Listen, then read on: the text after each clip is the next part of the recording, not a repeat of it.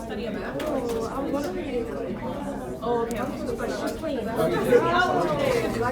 Okay, we'll go ahead and get started.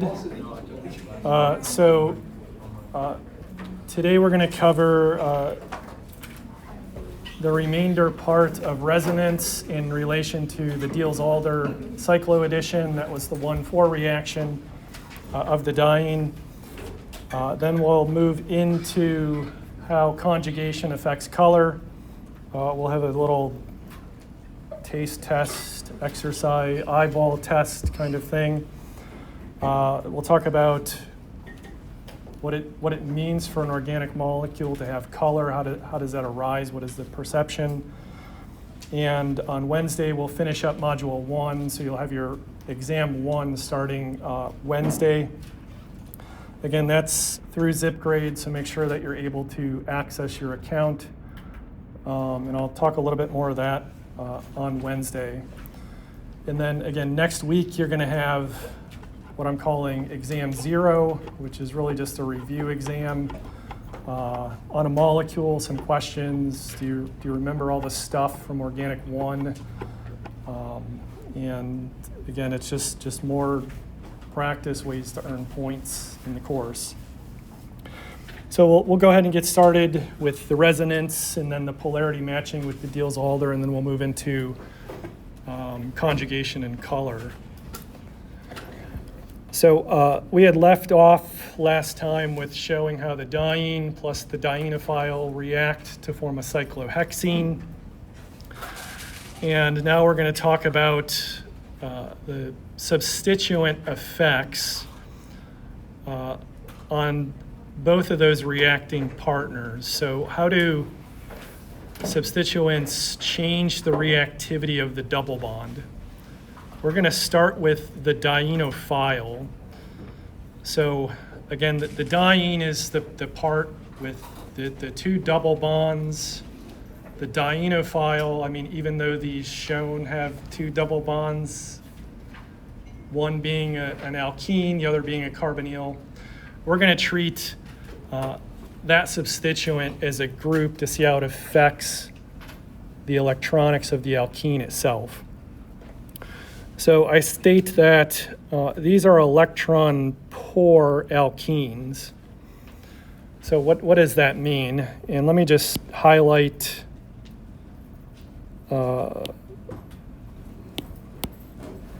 I'll highlight the alkene itself in red.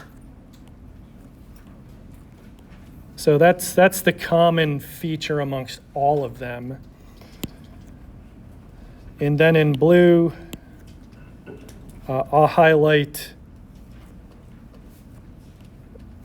the electron withdrawing, or the substituent that makes it electron poor. And we'll do some drawing on the next slide to understand what does that mean for an alkene to be electron poor.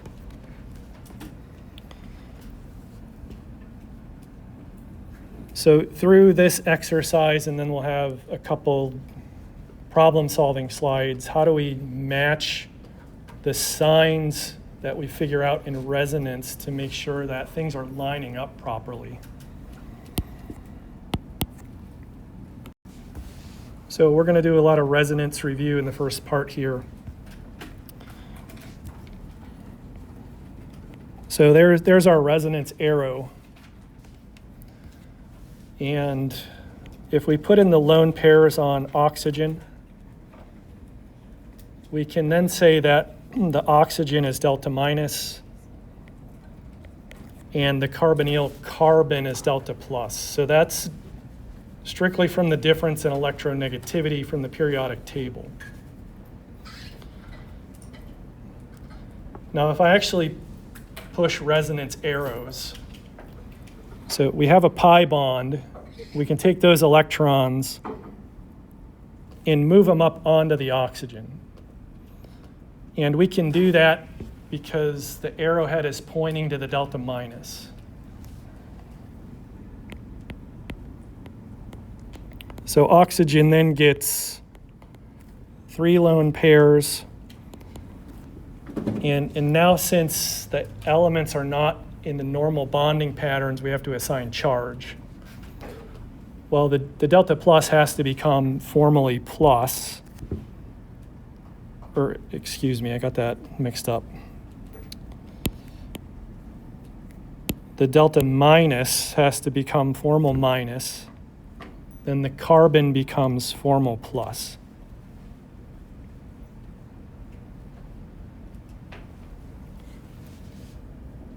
So here's the alkene.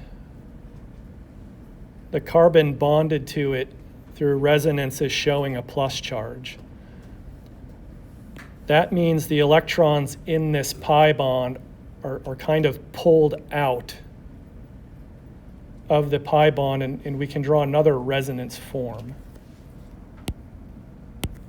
So these electrons will move over. We draw the double bond there now. The negative charge still stays on the oxygen. And then the positive charge migrates down to that carbon.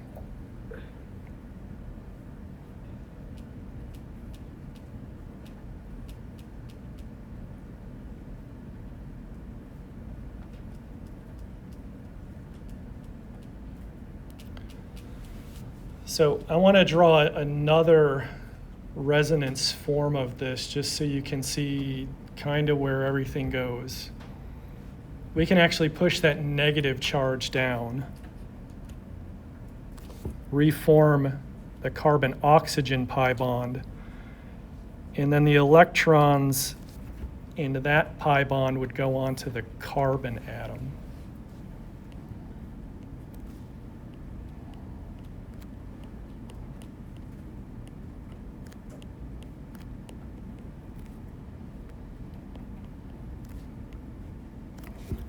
So overall, we would see from how we draw that pi bond, the way the carbonyl affects it through resonance.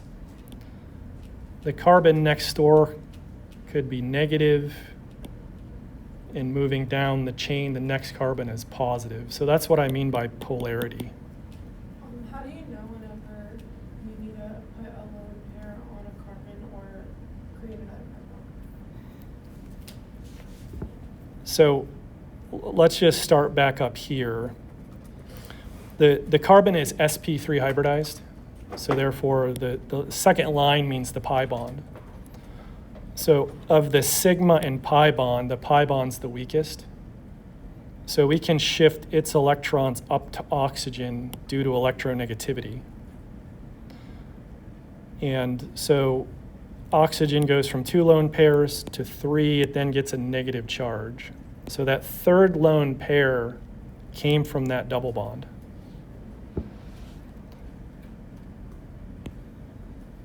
Now, because this carbon's positive, we have the resonance scenario where we have the plus charge, then the alkene, so that's 3 atoms. We can then move that plus charge from the first carbon down to the third one. That puts the pi bond here now. Because oxygen has an excess of lone pairs and is negative, we're still in a resonance situation where we have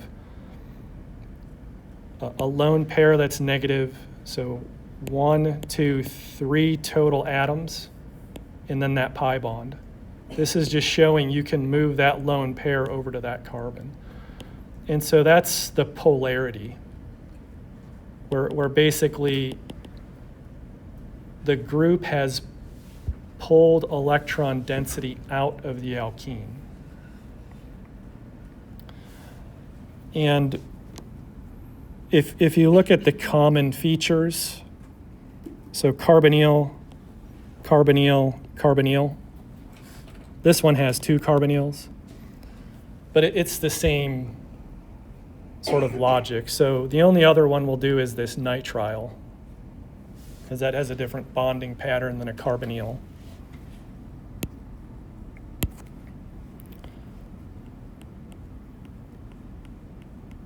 So the first thing I did was just expand out what does CN mean. It's a carbon triply bonded to nitrogen, and then the nitrogen has a lone pair. So we still have delta minus, delta plus. We can take one of the pi bonds, put the electrons on nitrogen.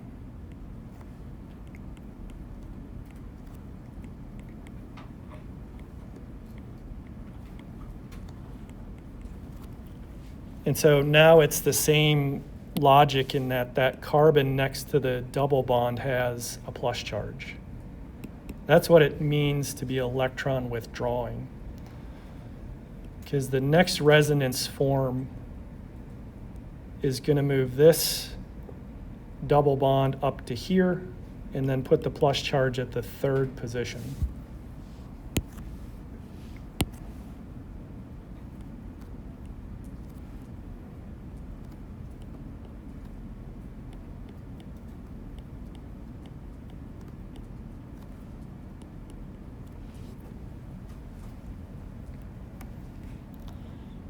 And we could do the same thing where we put those charges next to each other on the original carbons of the pi bond.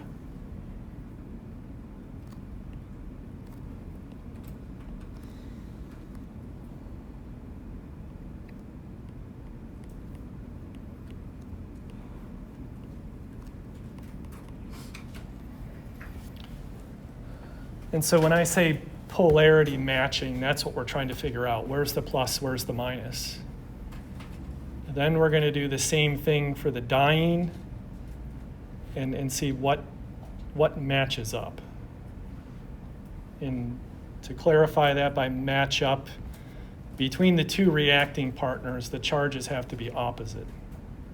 So negative is going to attract positive, positive is going to attract negative.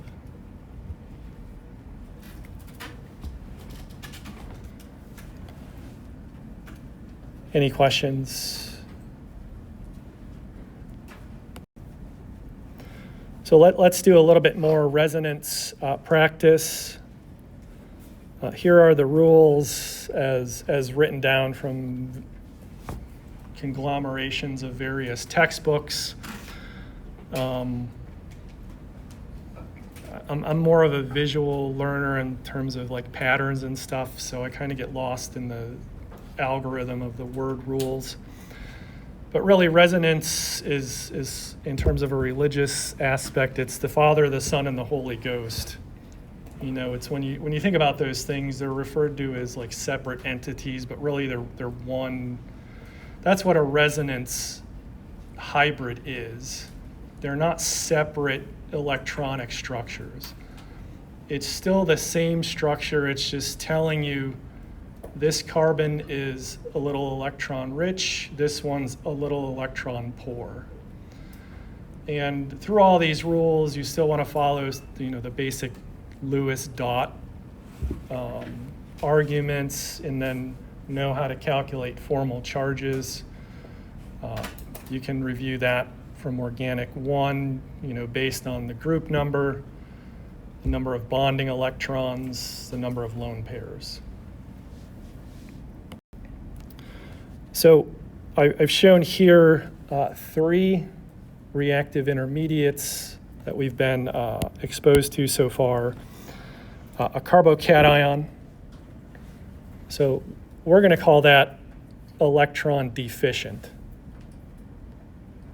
A radical, that's the dot. That is neither electron rich nor electron poor. It's neutral. And a carbanion is electron rich. So we want to move those different things around, the plus, the single electron radical, and then the lone pair, the minus.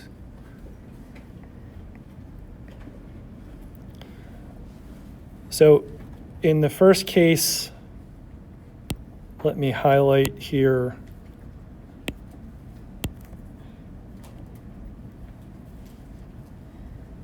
Those are the first 3 atoms, as I've highlighted in red, that we're going to use to move that plus charge around. So because it is a plus charge, the electrons that move have to come from the pi bond. So the arrow is going to start there, and then it's going to point upward.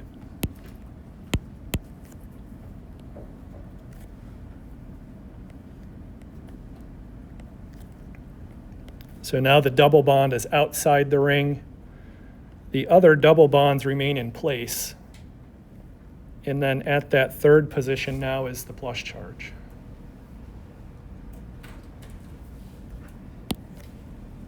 So you just like replace the two? Pretty much. So the charge moves, the double bond moves. But now look what happens with this case.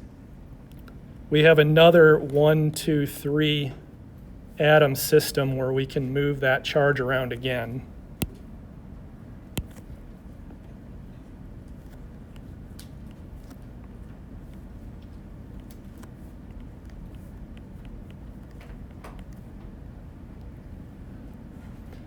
And then we have one more.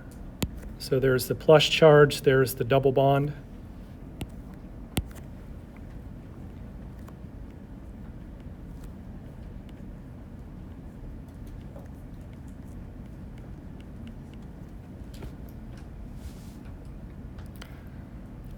So there's, including the first one, there's four major resonance hybrids. So we have this first one here, and then these three we just drew. And maybe a way to think about that, again, since they're not in physical reality four distinct or discrete things,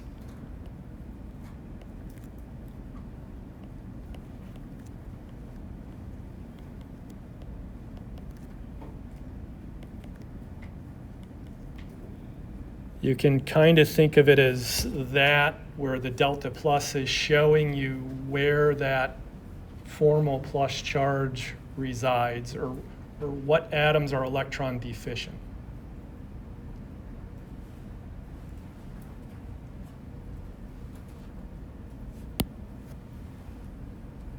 And the other thing I want to point out, is part of being in a science class, and I don't consider myself like a full-fledged chemist. I'm still learning things. So that's visibly what you see, what you know and can confirm, but also what about the other stuff? What are we not talking about? So this position, and that one. Overall, structurally, we haven't really changed anything. So it's still important to recognize that and think about the implications. Because in the aromaticity stuff in Module 2, that is how you predict reactivity. Where is something? Where is not something? And understanding resonance will lead you to the right answer every time. Because it's telling you, okay, it has to react here. It can't react at this other place.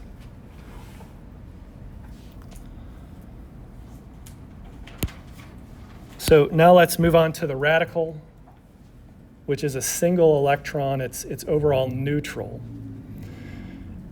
And because only one electron is moving, the arrow is going to look a little different.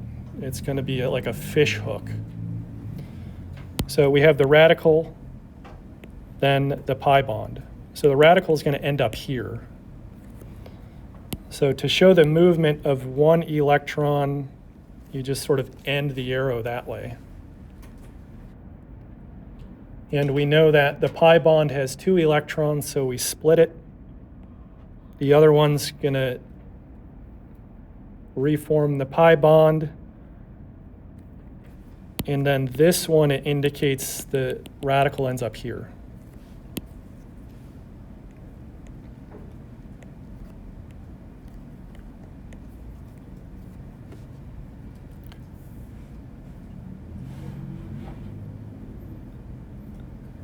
Now we're in another situation where we have radical and pi bonds, so we can do one more resonance hybrid.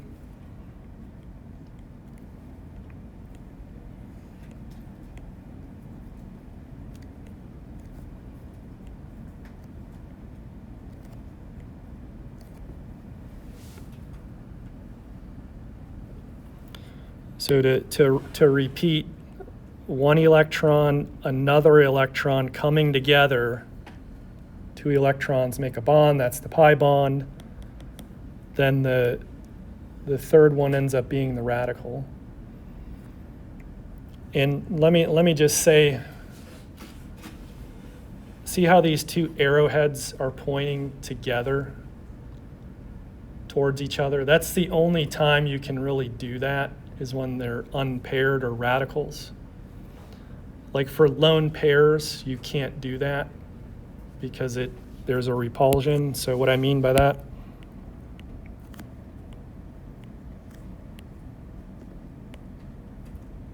so you could never have your arrows flowing like that into one place.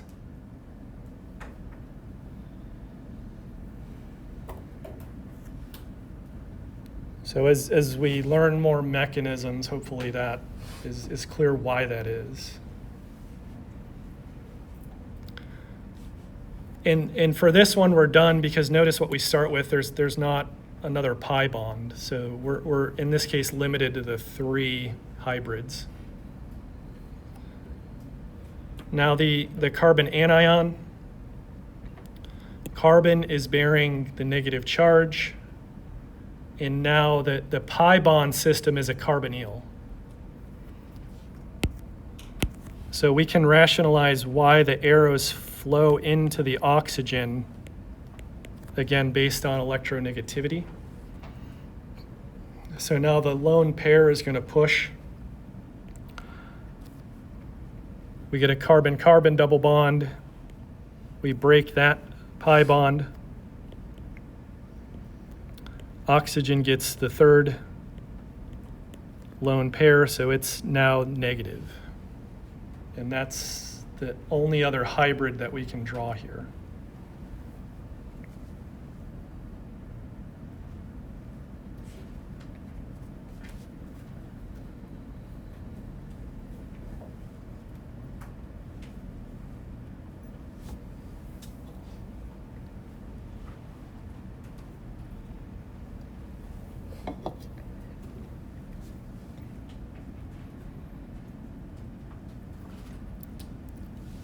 Yeah. How did that turn into a pi bond and a lone pair? How did a single lone pair turn into this? How did this lone pair Yeah. turn into this pi bond? Yeah, and then the oxygen also has another lone pair. So the oxygen, right now it's neutral. So Okay, I'm sorry, I didn't see the pi bond. It's not Yeah. oxygen version, sorry. yeah, so the carbonyl, again, I don't want you to think I'm lazy or anything, but on these pre-drawn structures, like these heteroatoms, notice they never have their lone pairs, because the program I use, I got to put them in there manually, and it's really a pain because they're tiny, and then I have to enlarge them and move them around. But you can always assume that they're there, and then when it's not in the neutral bonding pattern, now it has that excess, that's how it gets the negative charge.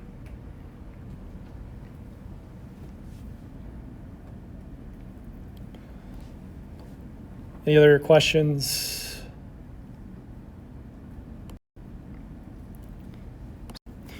So we're going to continue on now that we know the arrow pushing into the two classes of how substituents affect the reactivity of the alkene.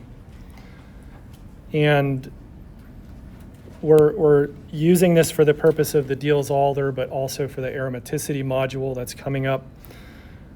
Those substituents are classified as electron donating groups or electron withdrawing groups. So the donating groups are going to push electron density into the alkene and make it more nucleophilic than it started. The withdrawing groups pull electron density out, so it's more electrophilic.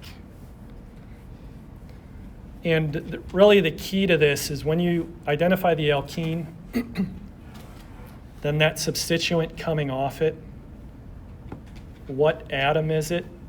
and then what functional group is that atom in. So let's do a couple examples of that to point out how you can spot the differences. Okay. So let's start with the electron donating groups. And so now we're looking at the other coupling partner of the Diels-Alder, so the diene.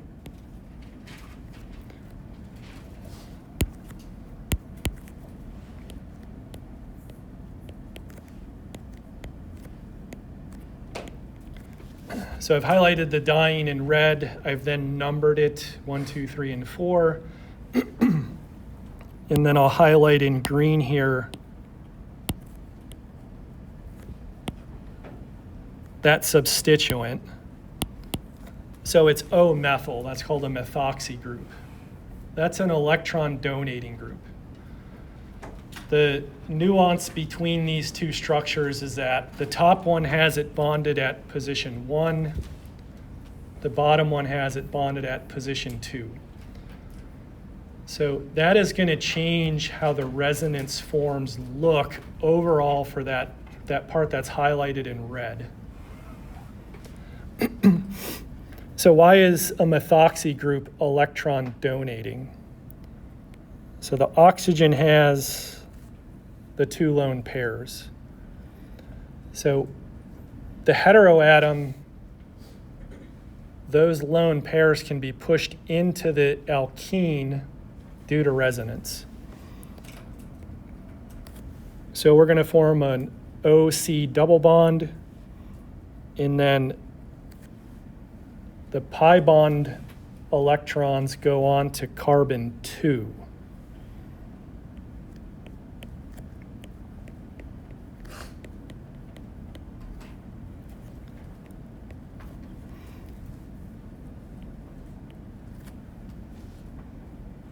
And so now that oxygen and carbon 2 are no longer in their normal bonding patterns. So what formal charge would I put on the oxygen? So oxygen's plus, and therefore carbon has to be minus.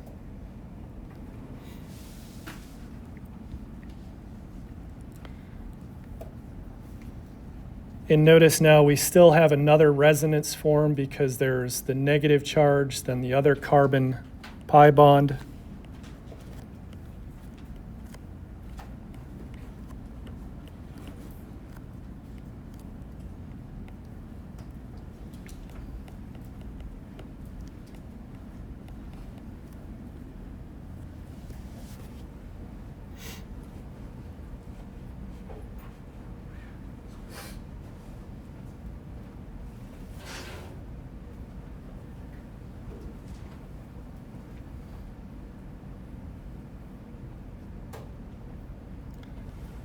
And then for the sake of, this Diels-Alder thing we're talking about, I'm going to draw another one just so you can see the charges on the carbons in that total backbone. The OC double bond, I want to put that plus charge on the carbon. So I'm going to take those electrons and put them back there.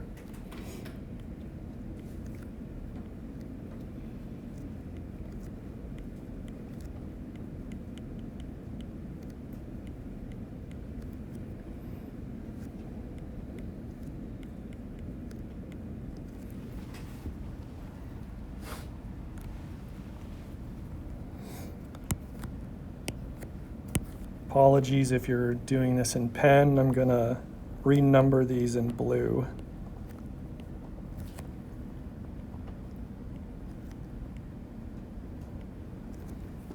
So we can think of carbon 1 as being plus, carbon 4 as being minus. And this will become apparent when we look at the actual reaction on the next slide.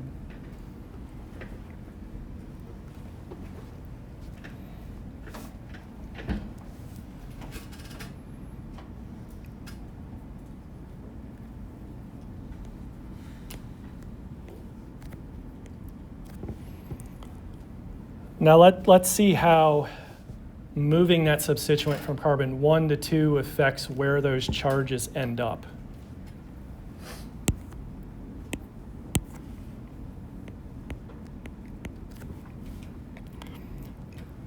So when I push the lone pair from oxygen onto carbon 2, where should I draw the lone pair? On what carbon number?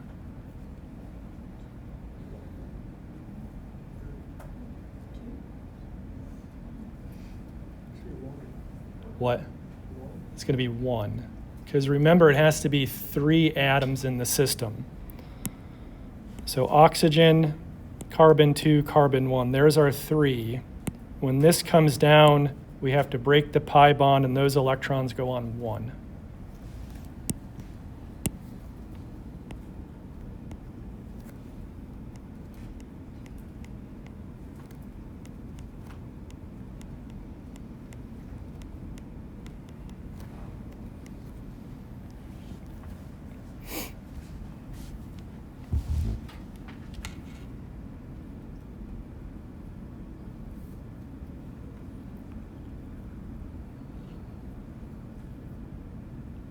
So now I'm going to, the structure and the nature of where that substituent is, there's kind of a disconnect where the top one, things kind of flowed normally between both alkenes. But now for this one, I'm going to take the electrons of that pi bond, put them back on the oxygen.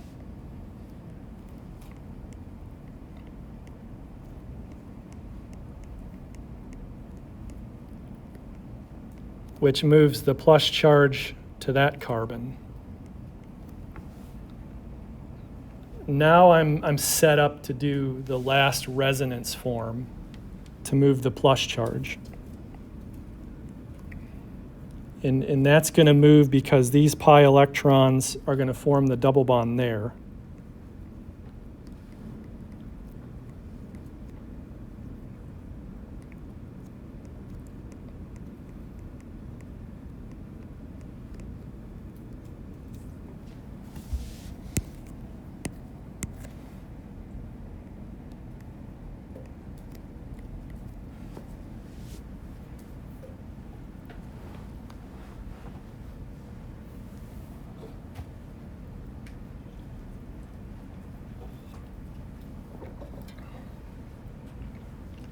So we see the difference between the top and the bottom structures here, where the plus and the minus is. And again, that's determined about whether that group is positioned on carbon 1 or 2. And as we'll see on the next slide, the reason that matters is when we match that to the dienophile, which had its own resonance forms, we have to make sure that the pluses and the minuses are appropriately matched with one another. Any questions?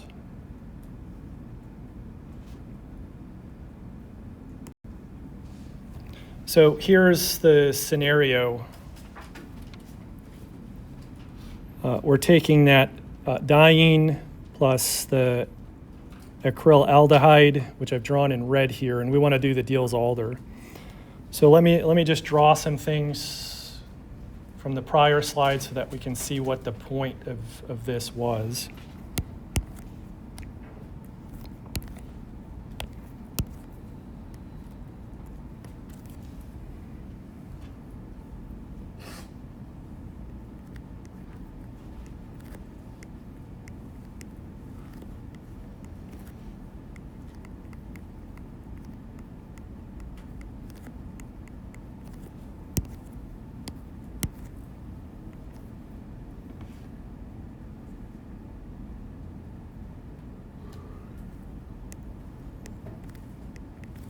So that was the fallout of the diene.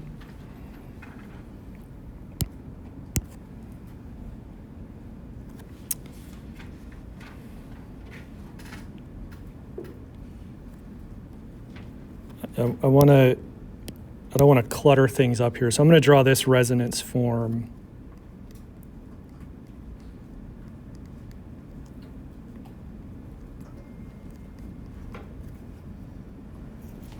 Up here.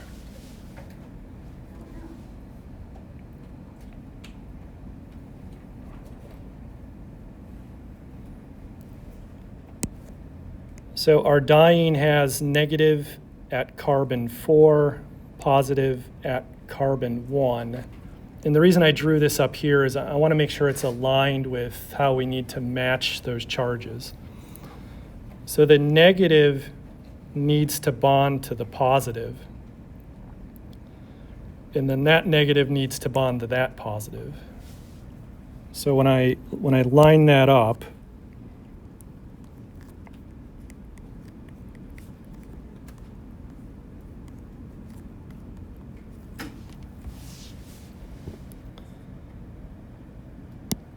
so negative to positive, and those are the bonds that we want to form.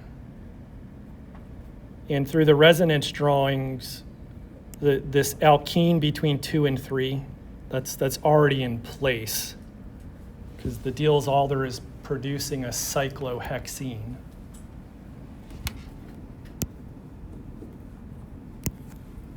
So negative is going to attack positive. Negative is going to attack positive. Maybe I'll put in some numbers here just to keep track of things. So I'll say 5 and 6. Those are in green there.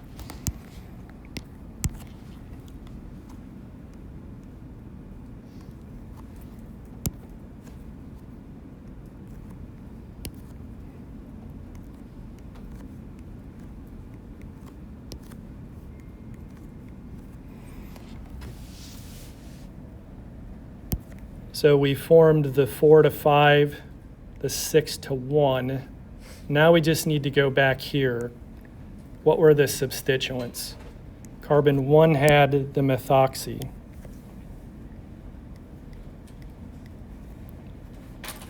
Carbon 6 had the aldehyde.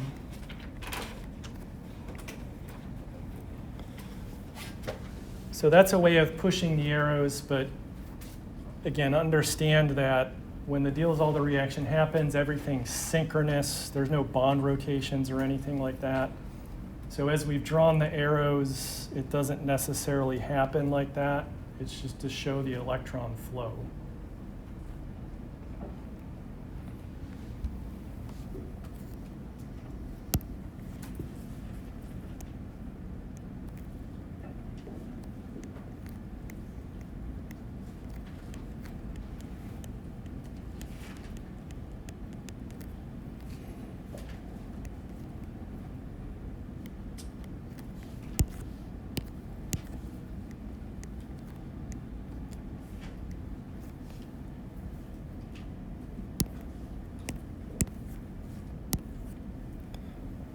So the second case where the substituent moved, the dienophile is still the dienophile. It's the same thing.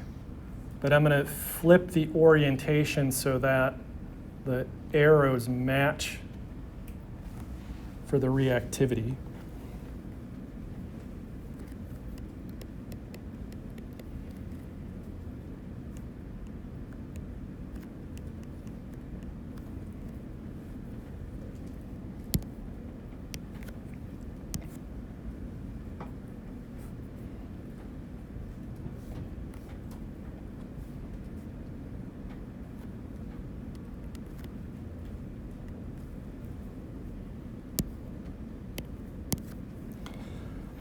So the negative has to attack the positive.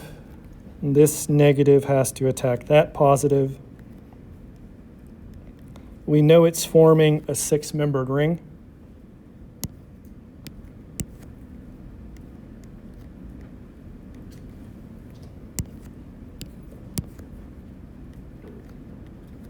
And don't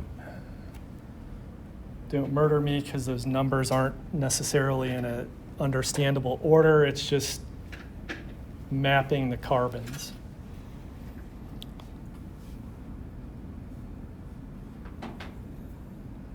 So carbon 2 has the methoxy. Carbon 6 is going to have the aldehyde.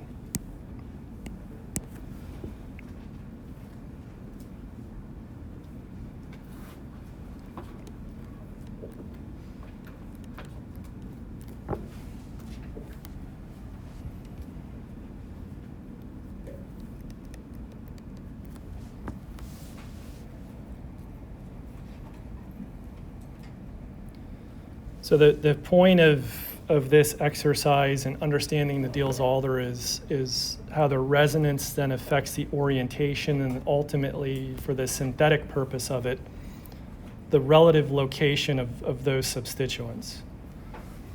So in the first case, you can see that they're right next door to each other. And then the second case, they're on opposite sides of the ring. And again, that's all dictated by where that donating group is located.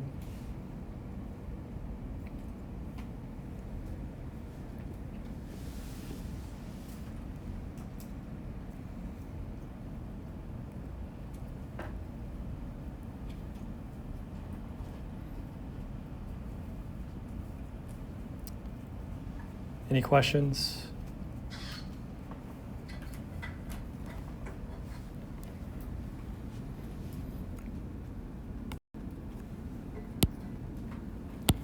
So let's run through the same sort of exercise of the dyene, but now with an electron withdrawing group.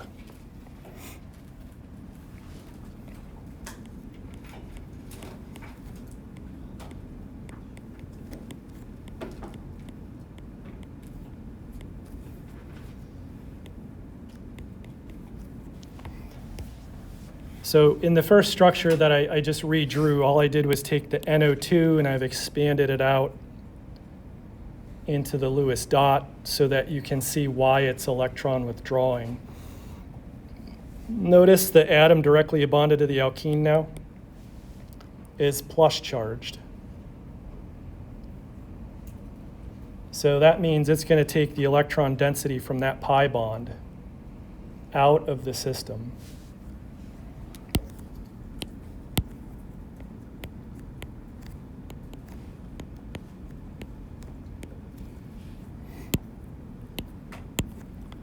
So the electrons will flow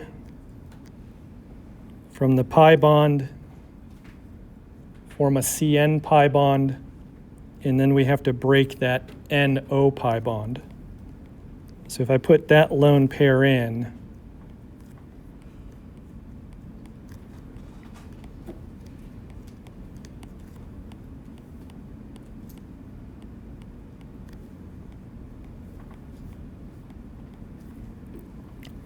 notice overall the nitrogen, the number of bonds hasn't changed, so it's still plus. That original oxygen is still minus, but now we have a new plus and a new minus.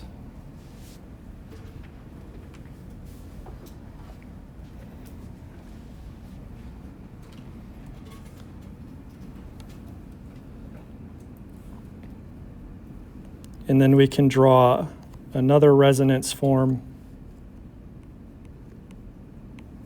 where the plus charge migrates.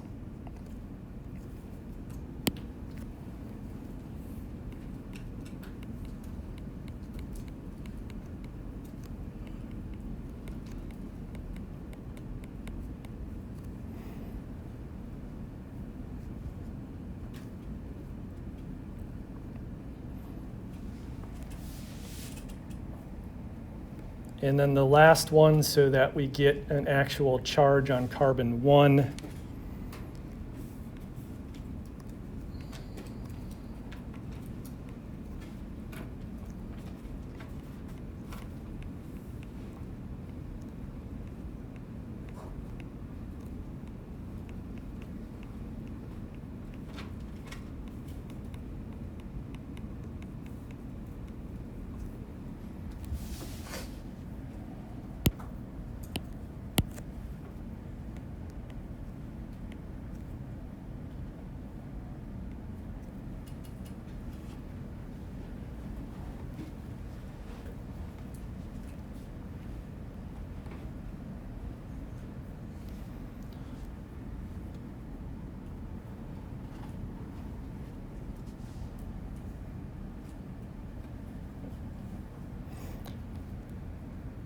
So we'll just run through the same thing for moving the nitro group over to carbon 2.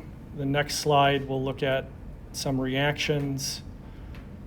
But the coupling partner for these is going to be different. I'll explain why that is. And I think that will kind of wrap up the Diels-Alder part. And then we'll move into the color part.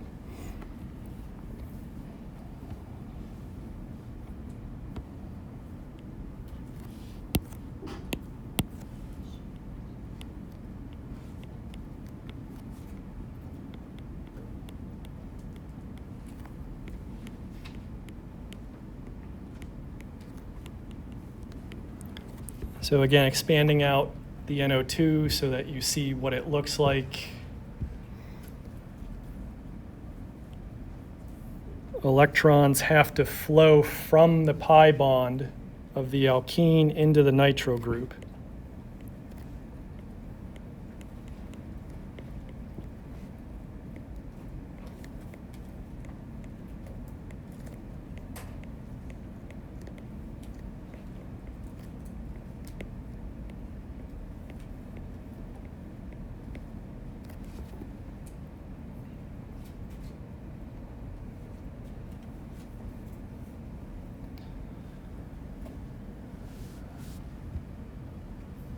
So again, because the substituent location's a little screwy, I'm going to move electrons from that O minus.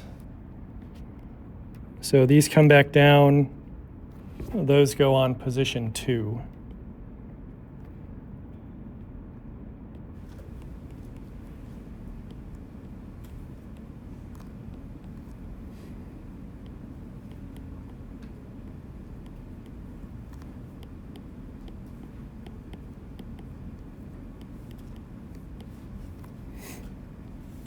And then finally, to get that negative onto the carbon backbone, they'll come down to form that double bond and then end up on position 4.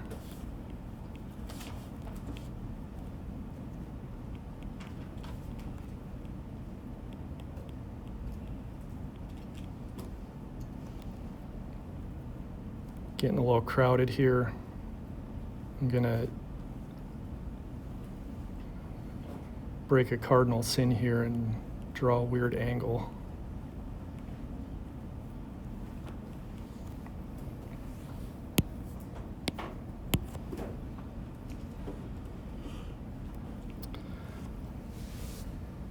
So we can see from those where the pluses and minuses end up along that blue numbered carbon backbone.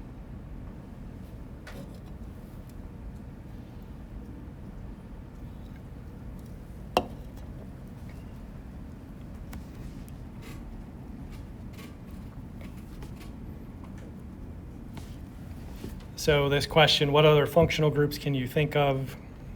So for example, the nitrile CN, that's another one. Anything with a carbonyl, that's also going to be electron withdrawing that you could put in there and use the same logic.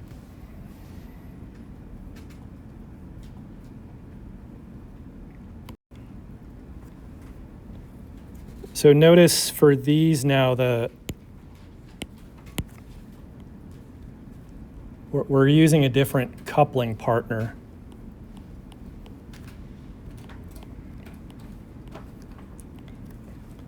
So this alkene now is called ethyl vinyl ether.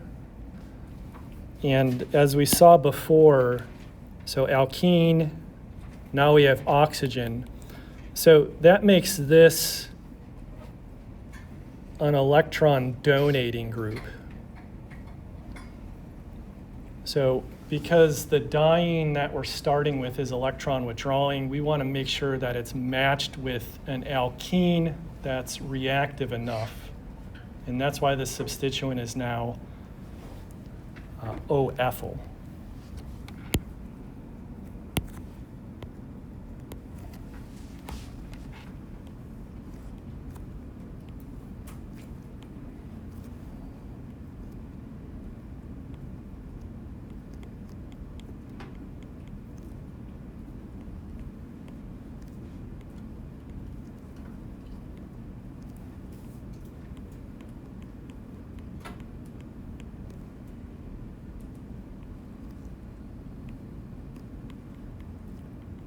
So that's how we assign that polarity.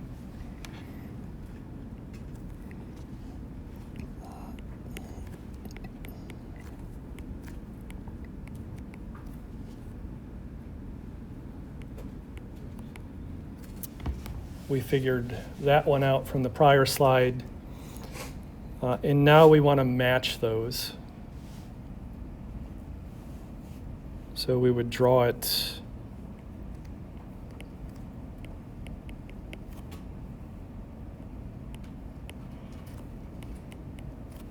like that to match those opposite charges.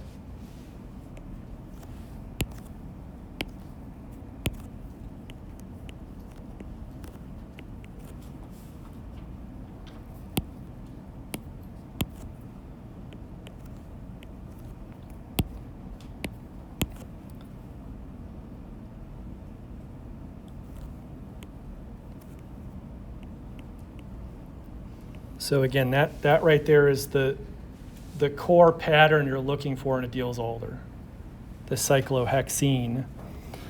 Let's put our numbers back in to trace things.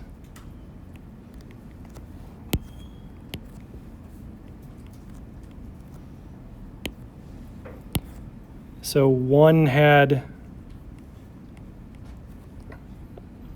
the nitro group, and then 6 has the O-ethyl group.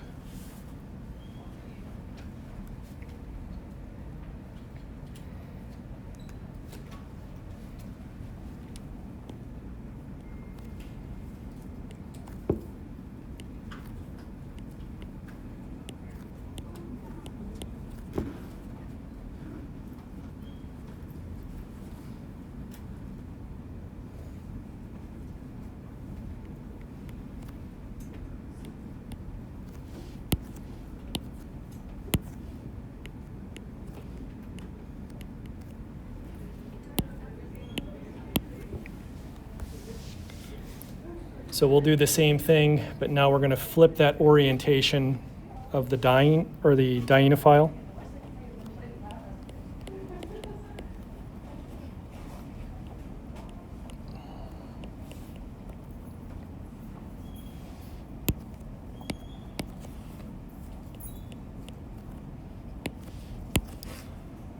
So negative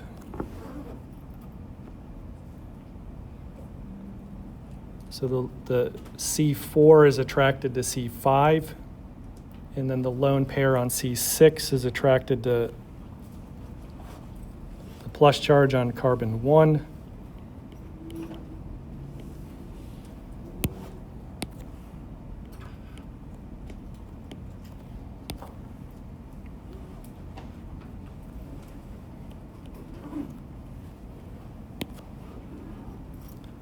So the nitro group is still on 2, and then the O-ethyl group ends up there.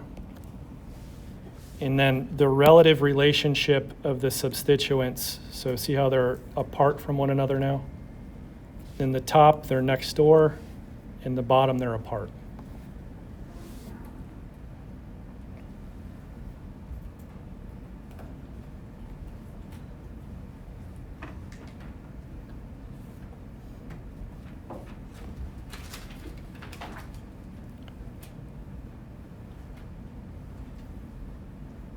So that, just to sum all of that up,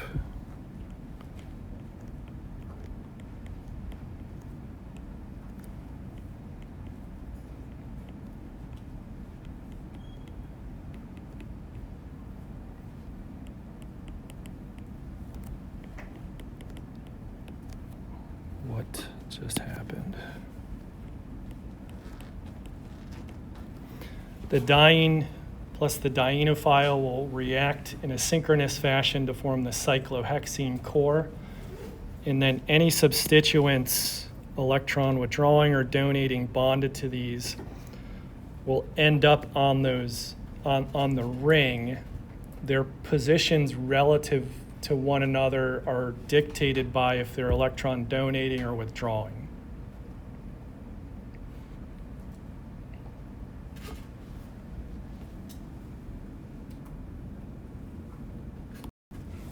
So I'll take a little stretch here while you're finishing things up. I'm going to hand out a sheet for some attendance as we move into the next part.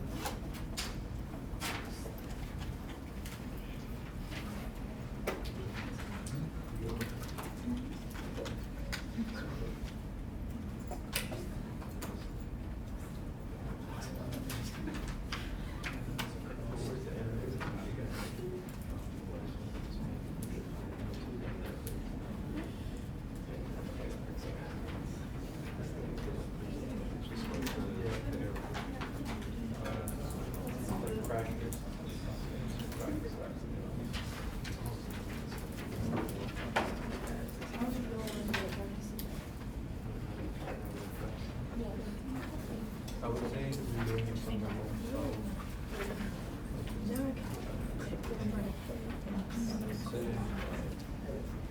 Take the start. And then try to. Everyone has sheets. Then figure it out.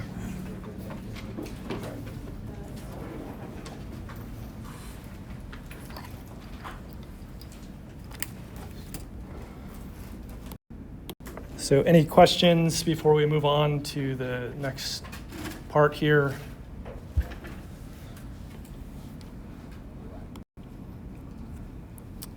Okay, so yeah, this was the slide. This is a blank slide.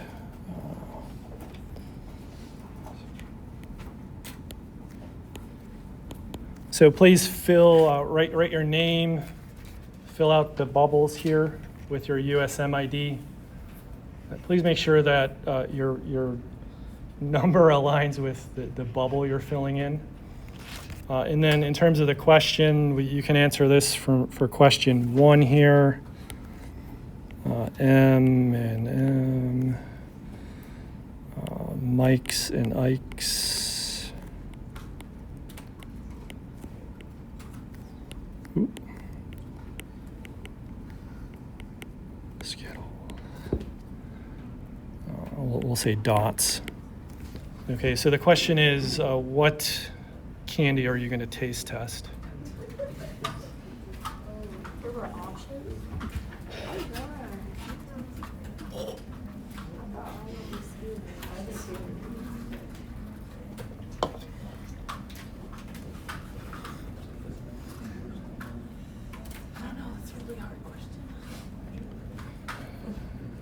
Everyone's good?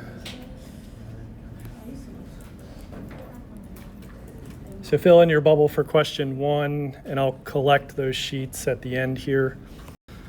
We're going to move into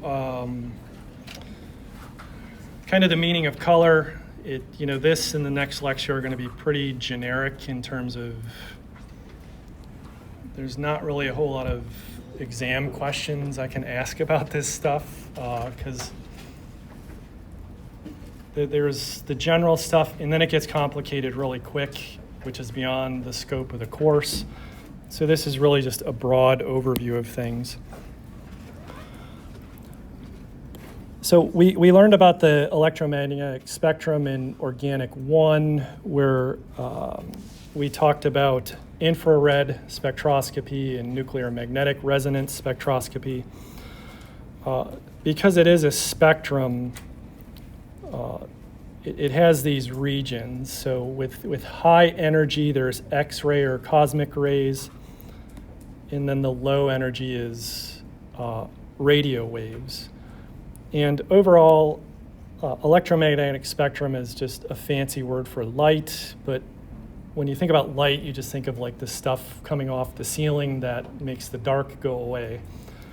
But all of these things are considered light. And they all have different wavelengths. So radio waves are really long. That's what submarines use to communicate when they're underwater. And then X-rays, gamma rays, cosmic rays, the wavelength is really short. So the inverse relationship of that is energy. So long wavelength is low energy, which is nice. Does anyone listen to the radio anymore? Probably not, like AM, FM. So it's good that those things are low energy because there's so many radio waves. If they were harmful, they would just like kill us all. So cosmic rays, X-rays, that's what like the NSF and NASA study, you know, with space telescopes and whatnot. X-rays you're familiar with for imaging. Primarily, like if you go to the dentist, you know, they do X-rays, or if you broke a bone. Radio waves we talked about in terms of NMR, so those affect nuclear spin. Microwaves we didn't talk about in class. Again, that's beyond sort of undergraduate organic, but you're familiar with it from, you know, putting your hot pocket in the microwave and taking it from a frozen state to a warm state to eat. IR was how we identified functional groups. So IR means infrared, infra means before. And so if you look at this little cutout here, as you know, we're increasing in energy, we get to the infrared. So what you see color here, right? Like you can't see radio waves unless you're some genetic mutation and you can see all forms of light. You can't see this stuff. Like they say dogs see whatever, but I don't believe that. So the point is that all of these things exist, they're around us. Like there's air molecules separating us, right? But we can see through them. If you could see all of the energy on that spectrum, like you couldn't see anything because it's just everywhere. There's cosmic rays passing through us right now. The reason it doesn't kill us is because the wavelength's so short, it doesn't really interact with anything in the atomic nucleus. But this region we do see, that's called the visible region. And so this is the Roy G. Biv of the rainbow. And so beyond that is UV, so ultraviolet. Ultra is like top, you know, ultra. Like, so infra is before and then ultra. And then this is what we see. And so the region runs in terms of the wavelength for nanometers, typically 400 to 800. And it's interesting, we're not going to go too far in depth of, like, as I said, a lot of this stuff, but we all have emotions and feel things, right? So sight is a perception. Like when I say red, you know what I'm talking about, right? But I don't understand red like you understand it, and that's because as humans, we perceive things differently. But we kind of agree upon a definition of what red is. So sight, taste, you know, hearing, those smell, those are all perceptions that are unique to each of us. So what is color?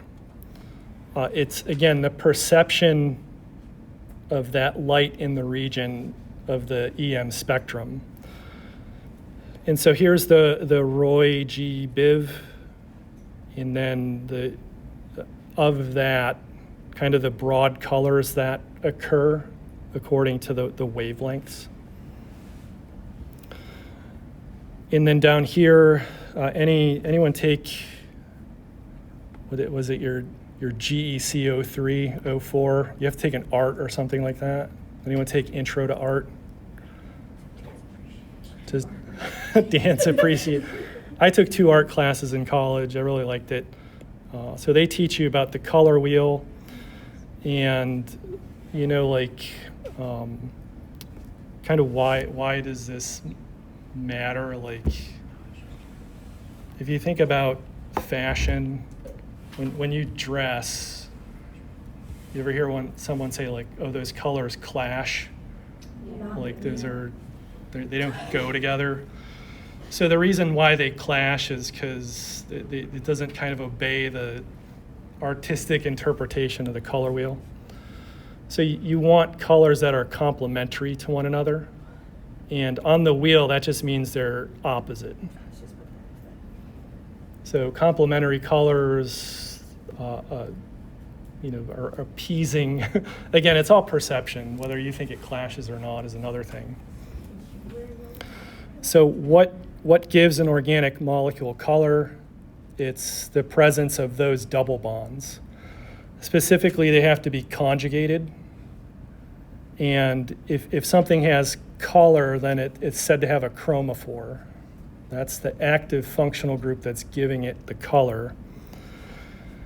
And the color absorbs light. And this is something that I always have to wrap my head around every time I teach this. Like what you see and then what is physically happening are kind of weird in terms of absorption and transmission of light. So it turns out that to absorb light in the region that humans can detect, the functional groups must have unsaturation. So typically, like if you see something that's blue, that means it's absorbing orange light. So it's absorbing the complementary color. The more degrees of unsaturation, the more intense something is. So we'll try to understand why things are colorless. Like you work with a lot of solvents in lab. So like diethyl ether, ethyl acetate, hexanes. The term is like water white. So something that looks like water is clear and colorless. If it's a solvent, you could call it water white. So there's nothing in there that's absorbing any light or transmitting to have color.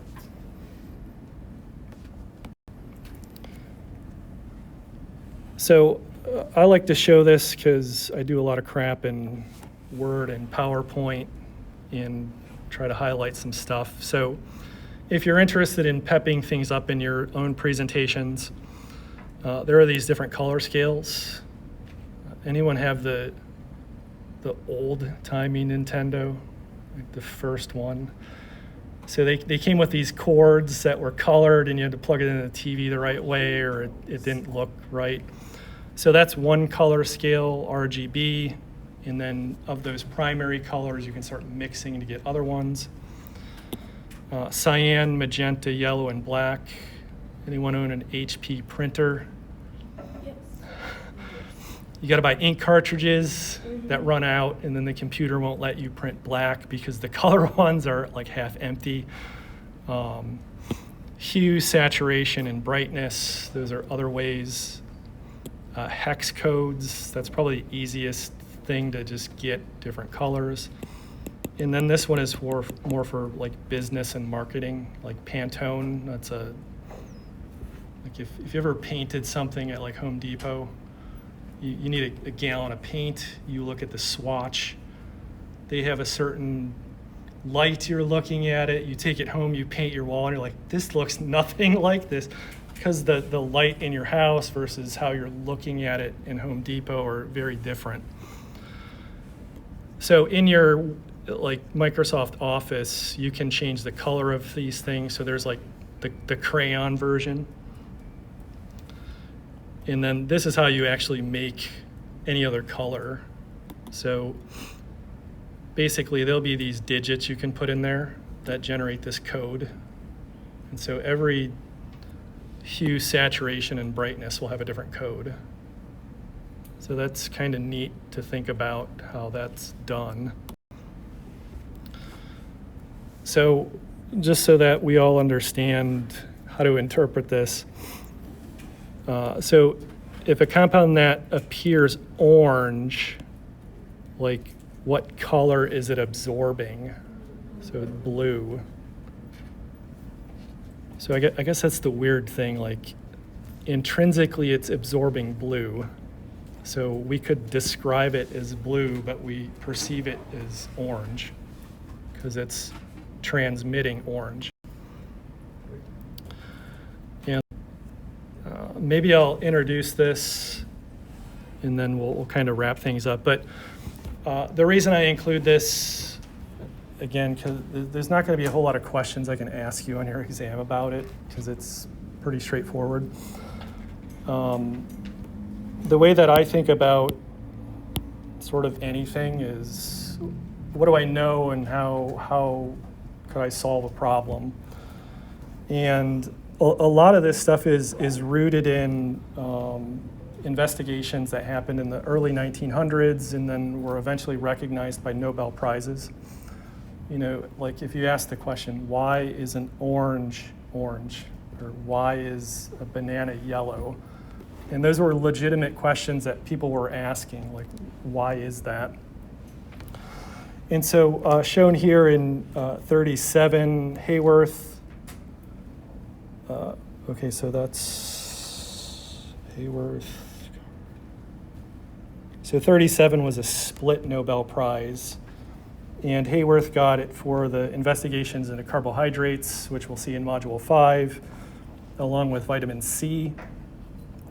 And then in 38, Kuhn got it for carotenoids and vitamins. Basically, they looked at what gives these fruits, vegetables color. I want to know the exact thing. So how are you going to get that thing out of there? And that was the scientific endeavor.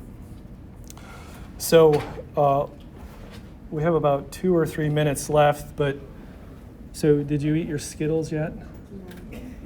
So you can go ahead and eat them.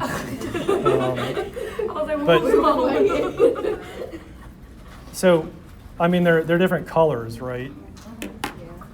And I think the words synesthesia, does that sound familiar? Yeah.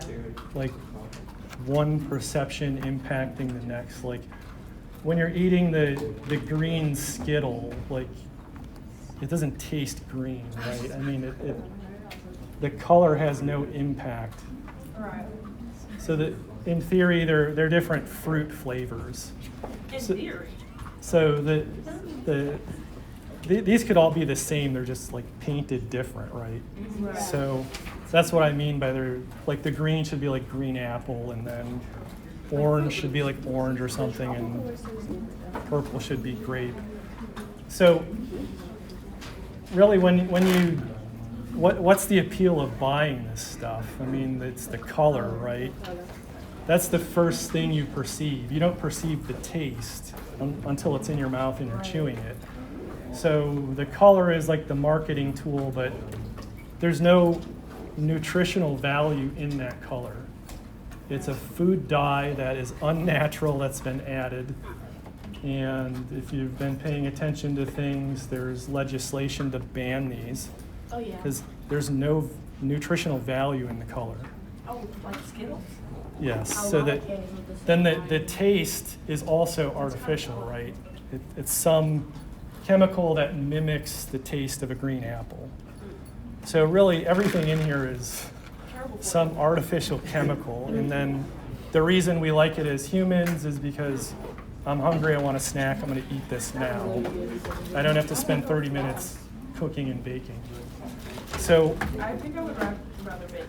we'll continue on Wednesday with how as you increase the chain length and add more double bonds, things become colored, and then what happens from those molecules biologically? How do they move on to other things present in the body?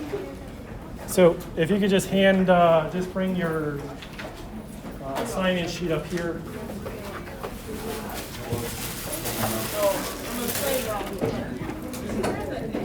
Let's see where we're at.